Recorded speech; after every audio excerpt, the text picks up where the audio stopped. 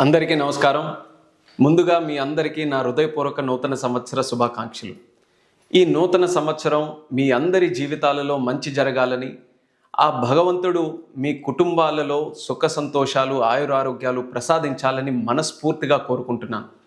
ఈ సందర్భంగా తెలుగుదేశం పార్టీ కార్యకర్తలకు, నాయకులకు, అభిమానులకు, ప్రజాప్రతినిధులకు, మిత్రులకు, శ్రేయోభిలాషులకు అందరికీ కూడా నాదొక చిన్న విన్నపం.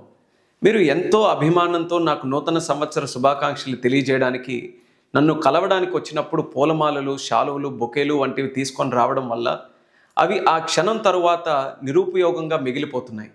వాటితో సన్మానిద్దాం అనుకునే వాళ్ళు బొకేలు కానీ శాలువలు కానీ కాకుండా వాటి బదులుగా నిరుపేద పిల్లలు భవిష్యత్తుని వెలుగు నింపే పుస్తకాలు కానీ, పెన్నులు కానీ, అటువంటి విద్యా సామగ్రి కానీ తీసుకొని వస్తే అవి పిల్లలకు ఉపయోగపడతాయి.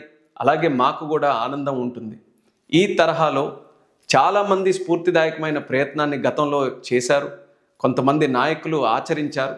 అదే ప్రేరణగా తీసుకొని నేను కూడా ఈ కార్యక్రమానికి శ్రీకారం చుడుతున్నాను.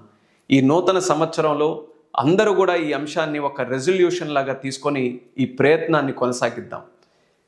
మనమంతా కలిసి చేసే ఈ చిన్న ప్రయత్నమే ఒక పేద విద్యార్థి జీవితానికి బలమైన పునాదిగా మారవచ్చు. విద్య ద్వారా వెలిగే ప్రతి దీపం సమాజాన్ని మరింత వెలుగుల్లోకి తీసుకొని రావచ్చు. మరొకసారి ప్రజలందరికీ కూడా ఆంగ్ల నూతన సంవత్సర శుభాకాంక్షలు తెలియజేసుకుంటూ నమస్కారం.